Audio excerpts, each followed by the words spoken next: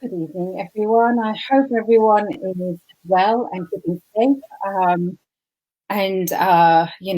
Just getting by and making the most of everything that is happening in this uncertain time. Some of us were in lockdown and it has been lifted, but let's bear in mind that we should try and still keep to those safety measures as much as we can to protect ourselves, to protect everyone around us. On today's show, I'd like to mention that it's one of those things we experience in our life. Many of us go through in various different ways, and it affects us in many, many different forms and situations. Miscarriages. What is it? What happens? How does it even occur? How do we deal with it? Many of us have gone through it. Many of us find it's one of those things that we feel we cannot speak about. But today, let's talk about it with Sabia Khatun, about miscarriages and the fact that you are not alone. On that note, I will take you over to my wonderful guests, who will be participating and contributing on various different professions and abilities to about what this miscarriage is about and how we can somehow overcome some of the fears maybe related to it. So I'd like to take you firstly over to a wonderful guest who has joined us all the way from India, and his name is Dr. Hrishikesh Pai. I'll just briefly introduce you, Doctor, and then we can go into exactly what it is that you do. But Dr. Hrishikesh Pai is not only a medical director in one of the organizations in India, but he's also a specialist gynecologist who will share some very, very valuable, information with us, and how we can all understand a little bit more about miscarriage. So welcome, Dr. Hrishikesh Pai, onto my show. Hi there. Hello. Hi. Hello. Welcome. Thank you. I bring greetings from India. Thank you, Doctor. Okay, so I'll go over to our next guest, who is Natalie King. Today, I've had Natalie on my show previously before, but today I have Natalie here who will be sharing some very, very sensitive and valuable experience with her. She is also a confidence expert. So welcome again, Natalie. Thank you, Sabia, and it's always great to be on your show. And yes, and it's a good way to share my story and help increase the awareness about this topic. Brilliant. Thank you for joining us again. And then over to my guest who's from Pakistan. Her name is Fizza Arshed.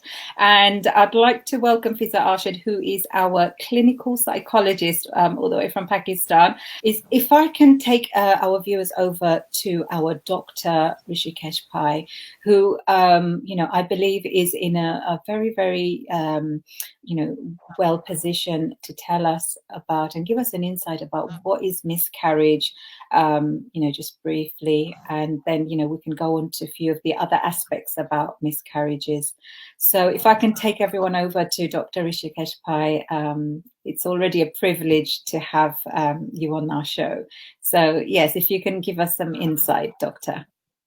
Thank you, Sabia. So the miscarriage, basically you have the patients who become pregnant and some of them lose their pregnancies. So if you lose a pregnancy before the 20th week of gestation, normally the age of viability is around 20 weeks or 5 months. So if you lose a pregnancy prior to 5 months, in England it is 24 weeks cut off, but more or less in the world it is 20 weeks. So if you lose a pregnancy, that's called a miscarriage. So majority of the pregnancies are lost before 12 weeks of pregnancy. That is before 3 months. Nearly 80% of pregnancies are lost before the 12 weeks of pregnancy, and about 20% are lost in the second trimester. So the first trimester is in the first 3 months. Second trimester is the next 3 months, and majority of the pregnancies that are lost in the first trimester, nearly 50% of them are due to chromosomal problems, and 50% of them are due to some other reasons as well. So this is the general classification of miscarriage. And, then there are some sub-classifications, but this would be overall a good definition and good understanding of what a miscarriage is all about. Thank you very much for that. Yeah. Yes. So I'll come back to our doctor. What I would like to do is I'd like to take everyone over to Natalie, who has very, very kindly come on today to share her experiences of miscarriages, and she is more than happy to share the actual situation she's gone through. And so if we can ask Natalie to share with us, we are all waiting to find out and get a little bit of awareness what an actual person actually does go through. So over to you, Natalie. Thank you. It's I didn't think I'd be so nervous, but I actually am. You have all of us, Natalie. Nothing to worry about. Just in your own time. It's not the platform. It's not the talking. It's the story. Because I've never actually spoken about this before. I mean, obviously, close friends know that I've gone through this, but nobody else knows. It's something that is one of those secrets that you keep, and it's something that I feel needs to be spoken a bit more, because it is unfortunately, it is very common. I've had 4 miscarriages. All of mine were within the first trimester. And the one was I just made it to the 3-month scan, and going for a scan and being told that there's nothing there. That was heartbreaking and gut-wrenching. And it took me a long time to emotionally recover from that. But it's having a miscarriage for me, and I'll tell you my personal story, and people are different. Everybody has different experiences. But for me, it was for a few days, it was very physical pain. But then it's afterwards. It's afterwards what happens. It's the grieving that you go through, and you're usually doing it in secret because you don't want to tell everybody about it. Or people they want to be kind to you, but they don't necessarily understand. So they'll say things that actually make it worse. And then you out in society and you seeing kids, or you see pregnant women or anything, these can all trigger you. They triggered me to realize of what I'd lost. And the process that you go through is really difficult, because what you're doing is you're grieving a possibility, you're grieving a future, or you're grieving something that hasn't happened. And it's really difficult to explain it, but it took me years to recover in a way, not just physically, but mentally as well. And I mean, like I said, I've had 4 miscarriages, and the last one just knocked me on my knees for months and months. And I didn't know if I would ever recover. Yeah. And that was really hard, but we need to spread the word. So, Doctor, we've heard a little bit about Natalie's, the number of miscarriages she's had. Are you able to elaborate on, why maybe this happens, and the fact that, that the number of the miscarriage that she's had, is that normal, or is there, a name for that, or is that something that can, be rectified? So if you can give us some information on that, that would be great. Yeah, so she has had what is known as recurrent pregnancy loss, and I first of all I can understand a lot of the patients, they go through a lot of sadness, anxiety, guilt, grief.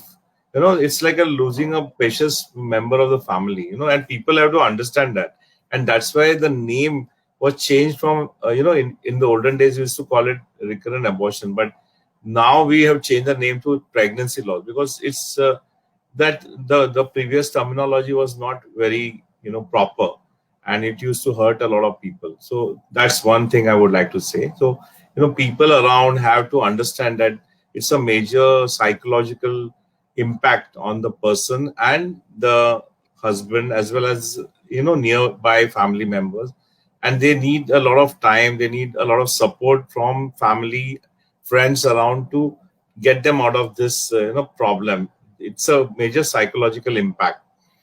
Now, people who have repeated abortions, it's called recurrent pregnancy loss. So Right. it's more than two in United Kingdom. It is defined as more than three losses, irrespective of, it can be even a biochemical pregnancy. Means biochemical pregnancy is one where your pregnancy test is positive, but in actuality when you do an ultrasound there is no pregnancy, so that's called a biochemical pregnancy.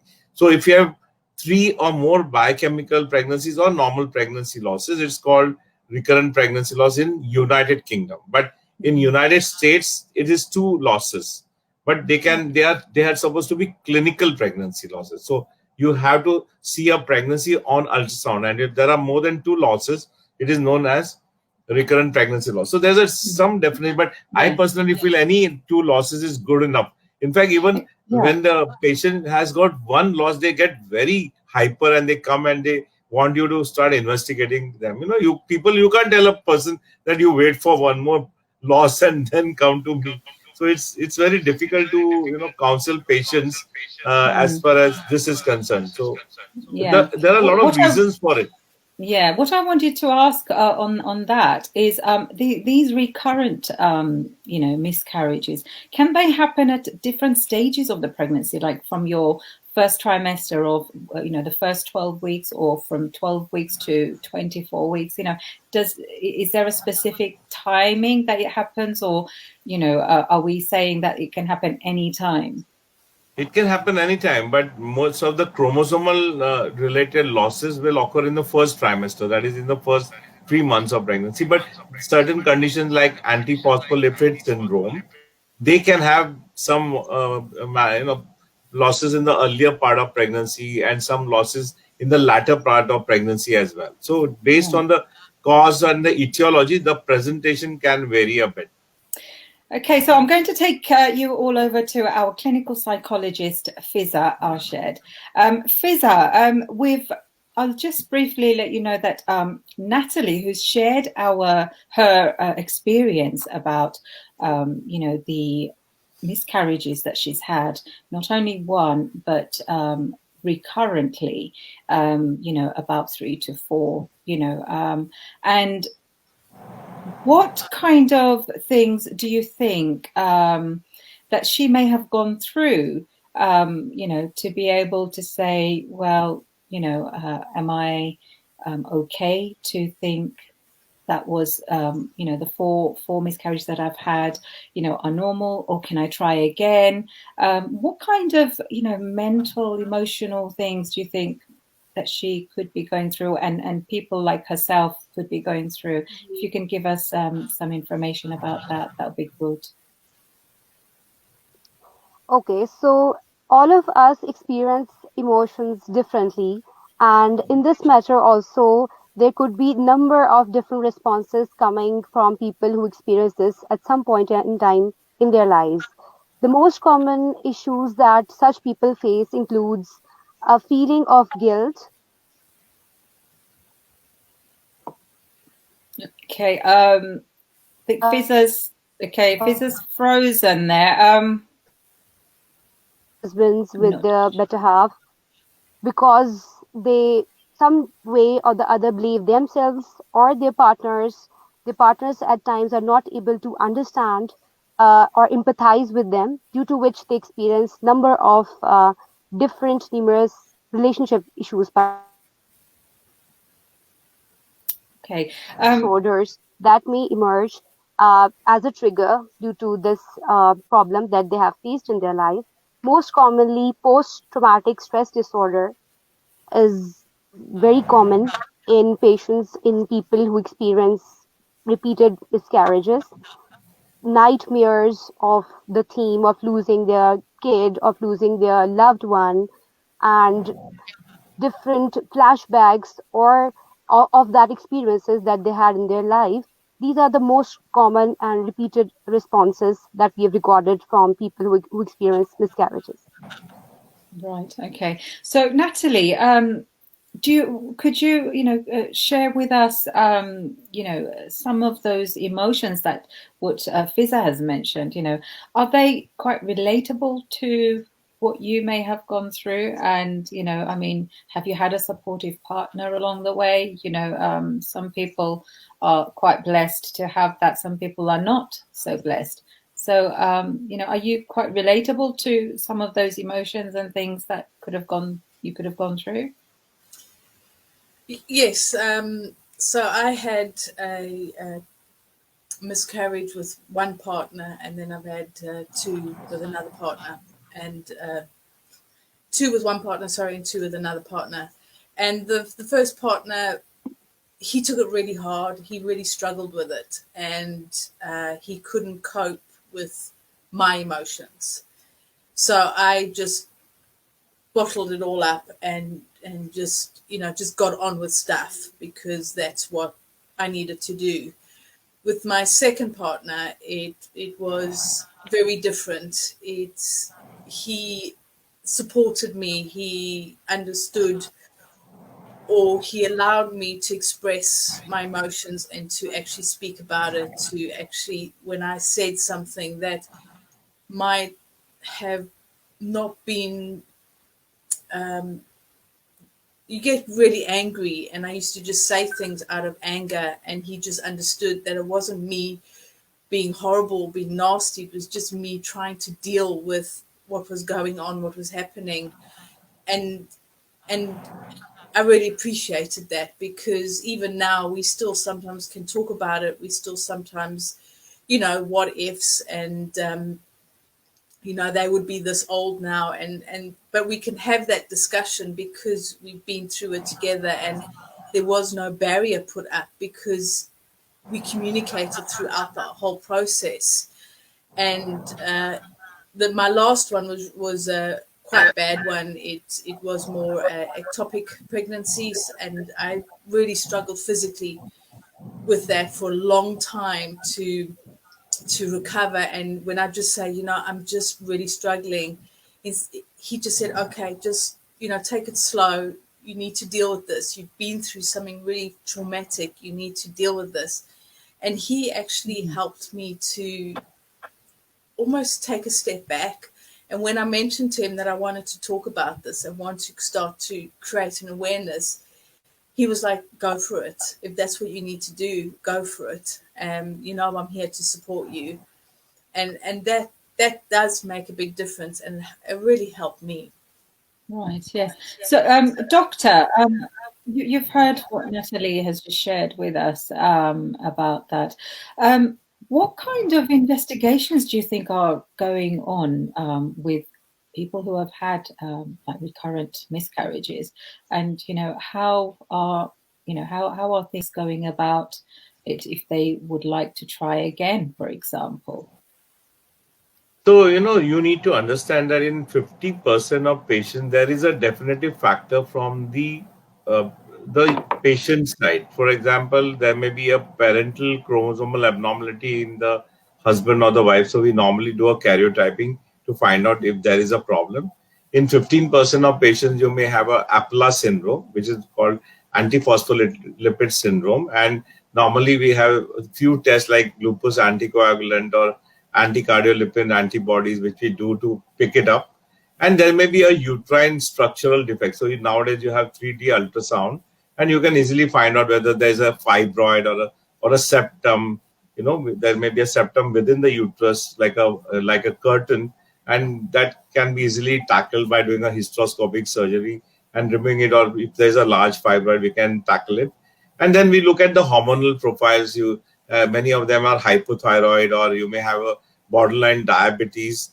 So these are the important, and the chromosome. So it's very important for patients to check the products of conceptors. I know it's a bit of it's very Yes. difficult to do that, But the genetic testing and the new genetic testing that has come, it is called CGH microarray, or nowadays we use an NGS technology, next gen sequencing. So majority of unexplained recurrent miscarriages are due to chromosomal disorders. And if you check the products and you use a high level testing, you can pinpoint that. And if you pinpoint that, then you can easily treat it. So in 50% of patients, there's a treatable cause. Suppose you have got a diabetic, high blood sugar, you can treat it. You have a hypothyroidism, you can give them thyroxine. You have a APLA syndrome, you can give them aspirin with heparin injections. If you have a chromosomal problem, you can test so you can do pre-implantation genetic testing where you do the IVF, and prior to putting the embryo back, you can test the embryo for aneuploidy, genetic abnormality. And in those patients, so nowadays in high order miscarriages, what we do is that we can do pre-implantation genetic testing, even though there is no history of genetic problems either in the mother or the father, or in the products of conceptors in the previous losses. Even in those, we offer pre-implantation genetic testing with very effective. Now, of course, there's another school of thought which says that you don't need to do any of these things. You just need to give them TLC, tender loving care. You have these recurrent pregnancy loss clinics where they take you through the pregnancy, they do repeated ultrasound, they give you psychotherapy. And there's a lot of school which says that instead of doing all these aggressive medical therapies, which I do, you can just do the psychotherapy, give them support, and they will ultimately have a child. So there are two different divergent routes that you can take. Yes, yes, that's very important to know. Fizza, we're just saying to Natalie that she's had two different partners, and she's had two miscarriages with one partner and two with another partner, and she's had different levels of support. What we would like to find out from you, what kind of other psychological ways this can have an impact on not only the person who's had the miscarriage, but also their partners. Can you tell us a bit about that? Yes, I agree with what the doctor has told, that most of the times the patient does not really require the rigorous, aggressive medical therapies. Rather, psychotherapies are more beneficial for these patients. Love, care, empathy is very important for them. So, in the relationship, the most common issues that occur is that they are not able to genuinely understand what the partner is going through. They are not able to empathetically understand what the partner is going through. And the partner who has had the miscarriage experiences emotional upsurges due to the hormonal changes and due to the loss they had experienced, obviously. So they become irritable, they become depressed, they become uh, emotionally unstable, which the partner are not able to cope up with, due to which they experience different nature of issues, which could include uh, they're not able to discuss anything with their partner because they believe that the partners do not have that decision making. They're not able to enjoy with their partners. Even their marital life is disturbed because of these issues. So Yes. as she has already shared with us that the second partner was very supportive, and she has shared her story. So the second supportive partner had a really positive impact on her, and as compared to the first partner who was aggressive. So yeah, and the doctor has also summed up this, that the nurturance, the care for the patient is very important. Yes, yes. So, Natalie, as you've heard, our medical directors, facts about, some of the ways that it can be going about. And Fizza here has very clearly mentioned some of the psychological impacts that can be going through as well.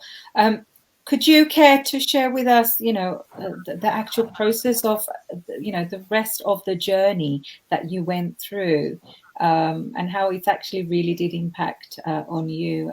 So our viewers can get some awareness of, these are some of the things that one can and realistically, can happen to them, along with some of the support that you could have. So yeah, it was a long journey. It's I just almost just collapsed into myself. I became very angry, I felt guilty. I questioned everything.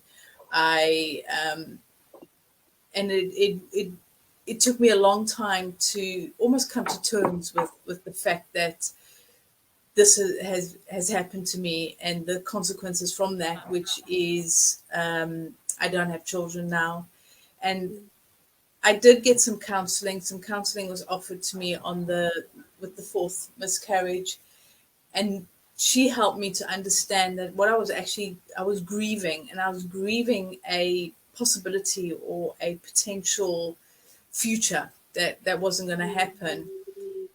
But it's also the impact that this had on my my mother and my brother, because my mother was very much wanting grandkids, and it was, well, what's happening.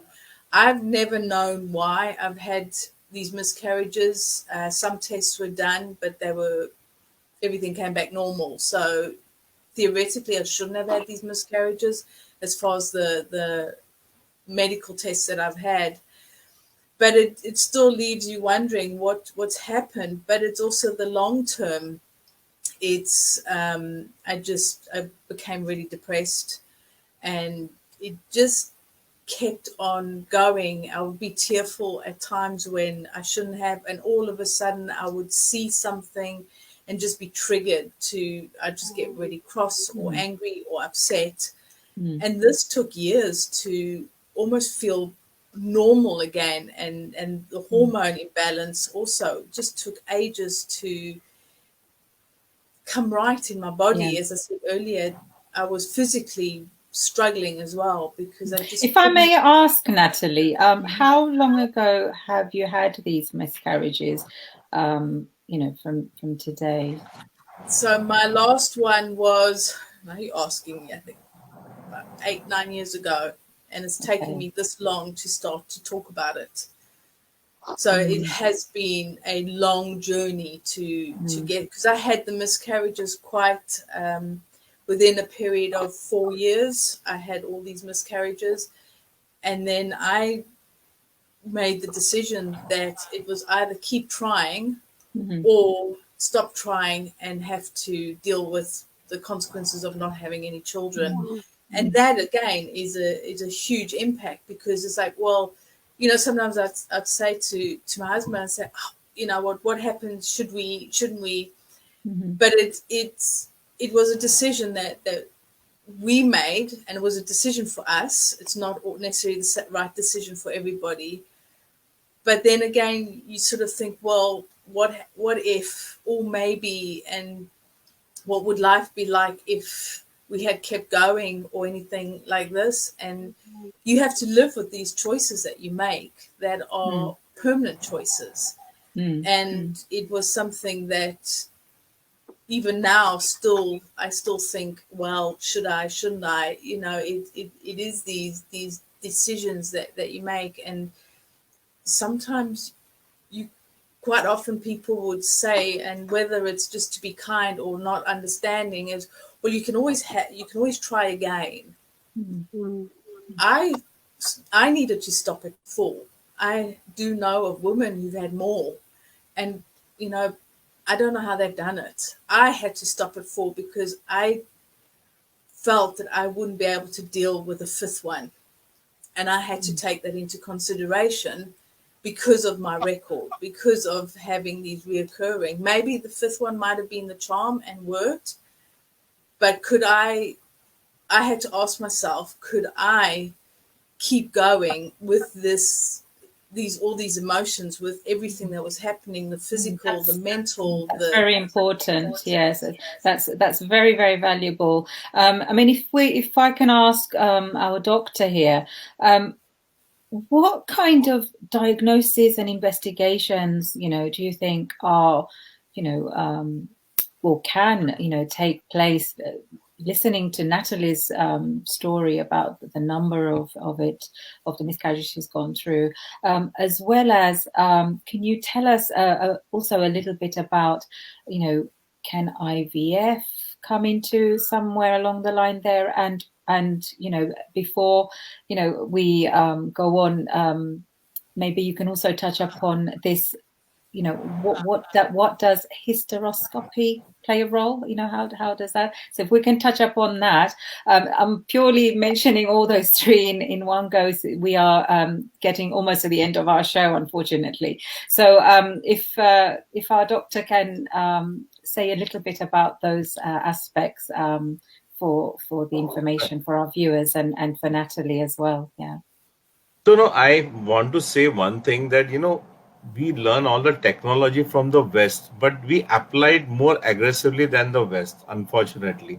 I feel that many of the people I see from the West, they don't have access to treatment properly. Our people have a easier access because the cost of the treatment is much more lesser than what you have in the UK or the US or whatever. It's a really unfortunate. Sometimes I feel I should call all of them here and treat them in India. So we are very aggressive because you can't tell a person to keep on having children and having losses. You have to be more aggressive. So, you need to look for a structural problem. So it's very simple. You do a 3D ultrasound, and if you have a doubt, you put a scope in the uterine cavity. If there is a septum, you cut it. It's very easy. If there's a polyp, you just remove it. So we are very aggressive. If there's a fibroid, large fibroid more than 4 centimeters, even if it is not distorting the cavity, I'll take it out by laparoscopy. And it's very easily available in our country. Wherein in your country, it's very costly, unfortunately. Then I will look at the immunological aspect. If there's an immunology, I'll treat it. If there's a prolactin level, I'll treat it. If there's a hypothyroid, I'll treat it very aggressively. If there's a Apla syndrome, I'll give her aspirin and heparin. Now, after this, there are 50% where they are unexplained. So there's a lot of immunological causes, and there are certain immunological tests that we do. If there's an immunological test positive, we give them aspirin, heparin, and many people are giving them IV immunoglobulins or intralipids. This is a cheaper form of immunoglobulin. It's an alternative therapy. Whether all these things, what works, we don't know. It's very easy to make a patient who is not conceiving to make her pregnant is very easy. A person who recurrently pregnancy loses is more difficult because you can't pinpoint the cause. Ultimately, the ultimate solution is now pre-implantation genetic testing for aneuploidy. That means what? Because 80% of miscarriages are due to chromosomal disorder. So what we do is we do the IVF, take the eggs out, take the sperm, make the embryo, take a biopsy of the embryo and analyze it for chromosomal disorders. Most of them are aneuploidy disorders.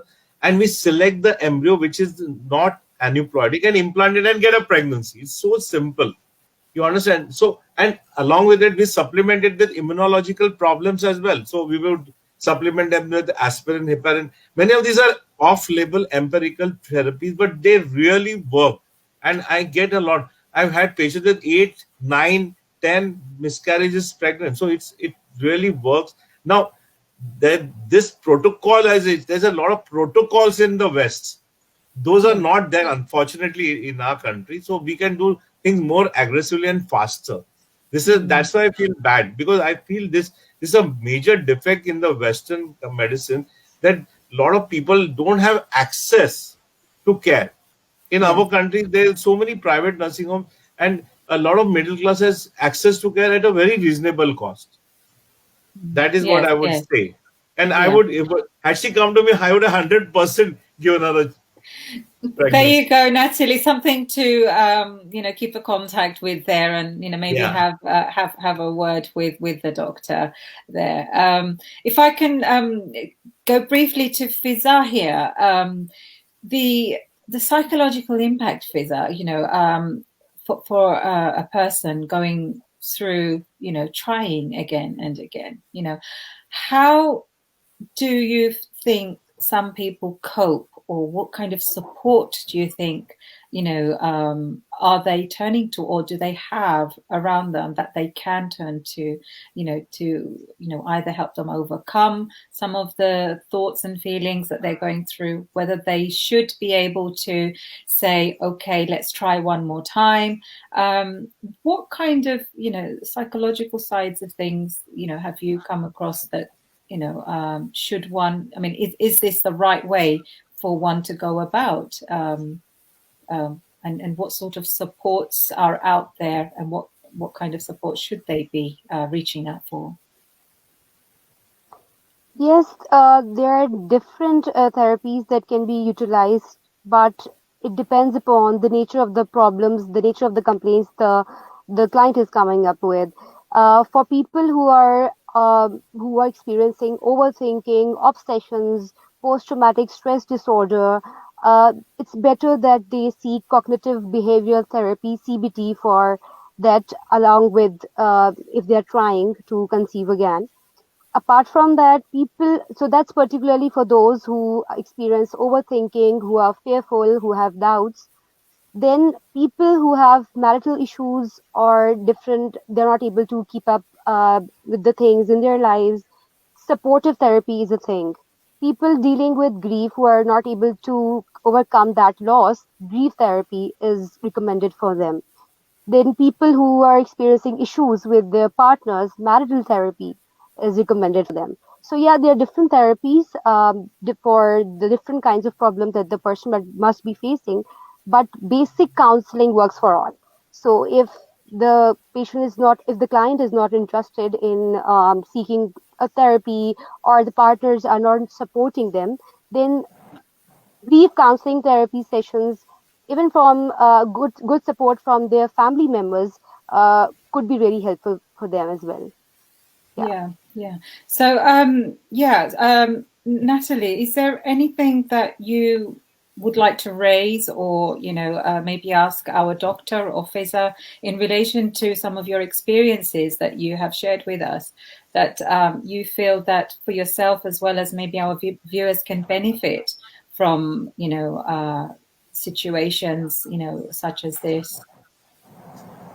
I think the biggest thing is find the right support to help you, to speak to the right people to help you. And maybe if I had known 9 years ago to go to India and have more tests, that might have been something that I would have looked at. I I just seemed to have hit a brick wall, and I didn't have the energy to move forward. So it'd definitely be worth, maybe if somebody's wanting to keep trying, is to look at different ways and maybe see what options you do have, and speak to this wonderful doctor who can maybe help. But it's getting the right support. Find the right support for you and for your relationship, because that is so important. And don't feel ashamed, and don't feel that you have to suffer in silence and keep this a secret, because it is not, it's nothing to be ashamed of. And it does happen, and it is more common than you would realize, than you would think. Reach out to people, and you will come across somebody who's experienced it, who might be able to help you, who's further down the road than you are. I didn't do that. I just bottled everything in, and it took me much longer to deal with the process. But the biggest thing is, don't feel ashamed. Just share it, and let's talk about it more, and just be more aware that this does happen. Well, thank you for being really brave and sharing all of that with us. And we all get an insight about it, and I'm sure there are a lot of people out there who are having similar journeys as yourself. I'd like to ask our doctor as well.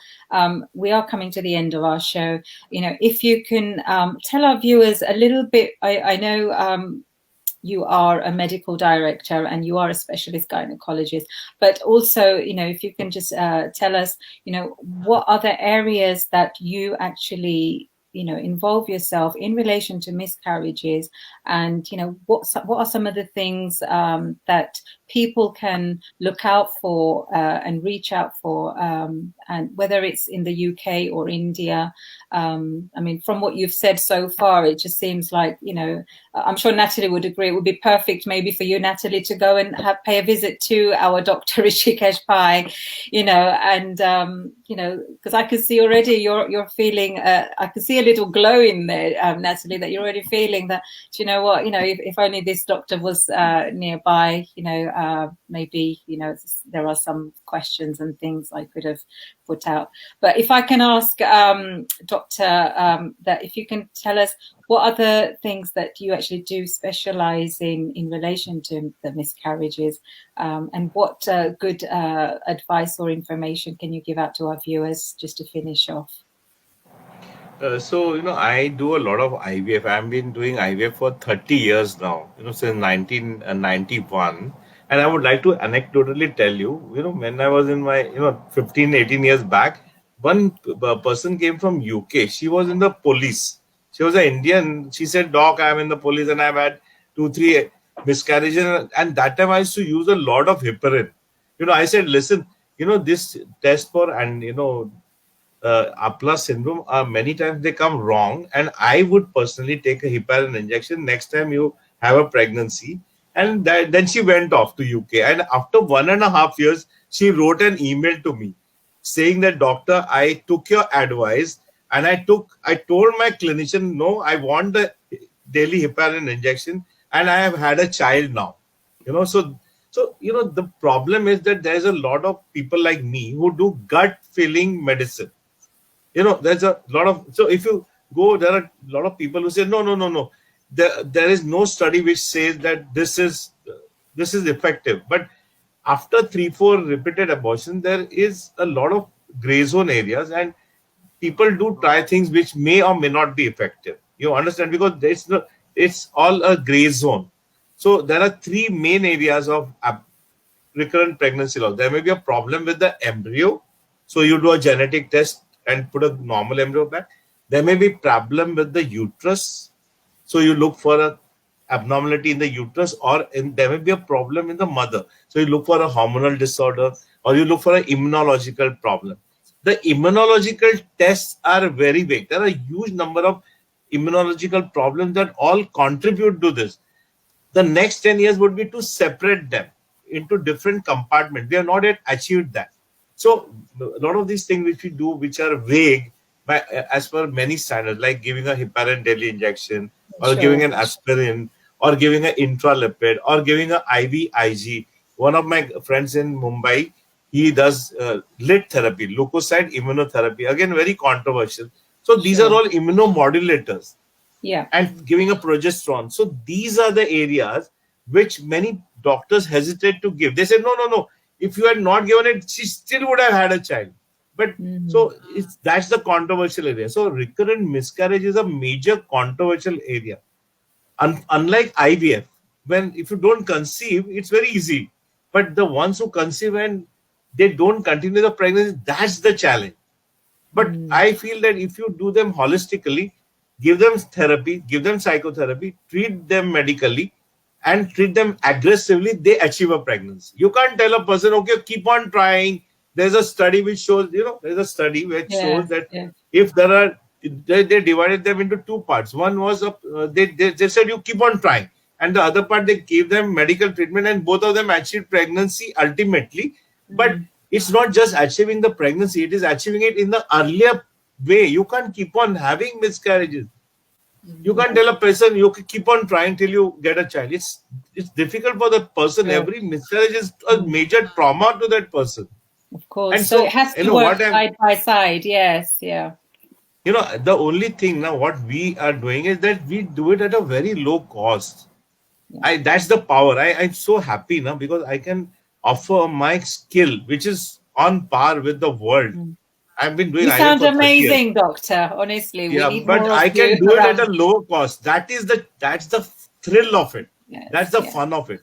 Today I've got the best. I've got an NGS DNA lab in my own lab. Not many IVF guys have that. Brilliant. Even in England, their own lab. I own a DNA lab. But that's the power. Own that lab and then give it at a lower cost. That's the challenge. Brilliant. Excellent. Yeah, amazing. Thank you very much for that, Doctor. Fizza, just very briefly, anything you would like to just finish off and share with us before we finish? Yeah, I would like to add that support groups, psychological support groups are very important and they work wonders where people share their stories, their struggle. That's very motivating for the other people around. So we do have that for different, for cancer, patients suffering from cancers, from patients suffering from terminal diseases. I think we should have that social psychological group support for the people who experience miscarriages as well, and so that they can and share their problems with each other and share their success stories that might motivate the other people too. Yeah. Thank you very much for that. Thank you very much to you all wonderful guests and giving your valuable time. And thank you very much, Natalie, for sharing your journey with us. I do hope our viewers have taken a few things on board and benefited. But I do hope to see you all again soon on my show with more, beautiful topics such as this. And let's create awareness together. So thank you again. Thank you. Thank you. Thank you.